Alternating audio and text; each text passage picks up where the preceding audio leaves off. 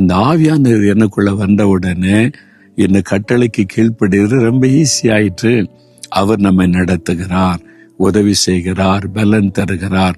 அந்த பரிசுத்த ஆவியானுடைய பலத்தினாலதான் இத்தனை ஆண்டு காலம் ஊழியத்திற்கு அழைக்கப்பட்டு இந்த 50 வருஷ காலத்துல கட்டளையின்படி நடக்க அழகாய் நடத்தி வந்திருக்கிறார். ஆண்டவர் சொல்றார், என் ஆவியை நான் உனக்குள் வைத்து என் கட்டளைகளின்படி நடக்க பண்ணுவேன். எப்படி என்னால் இப்படிலாம் வாழ முடியும்னு நினைக்காத, என் ஆவியை நீ பெற்றுக்கொள்னு சொல்றார். ஆண்டவரே, உங்களுடைய ஆவியை எனக்கு தாங்க, அந்த பரிசுத்த ஆவியானவரை எனக்குள்ள வையுங்க. அவர் உங்களுக்கு பிரியமானபடி கட்டளைகளுக்கு கீழ்ப்படிய எனக்கு உதவி செய்வார். நான் விசுவாசிக்கிறேன்னு சொல்லுங்க, அவர் உங்களுக்கு உதவி செய்வார். விசுவாசிக்கிறீங்களா? அப்படின்னா ஜெபிக்கிறீங்களா? தகப்பனே, உங்களுடைய ஆவியை எனக்குள்ள வைங்க, உம்முடைய கட்டளைகளின்படி நடக்க நான் விரும்புகிறேன்.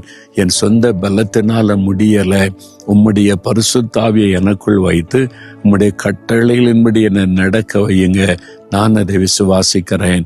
இதோ இப்படி ஜெபிக்கிற இந்த மகன், இந்த மகளுக்குள்ள ஆவியானுடைய வல்லமை இறங்கட்டும், அபிஷேகத்தின் வல்லமை இறங்கட்டும். ஆவியானவர் அவளை பலப்படுத்தி தைரியப்படுத்தி நடத்தும். இயேசுவின் நாமத்தில் ஜெபிக்கிறோம்.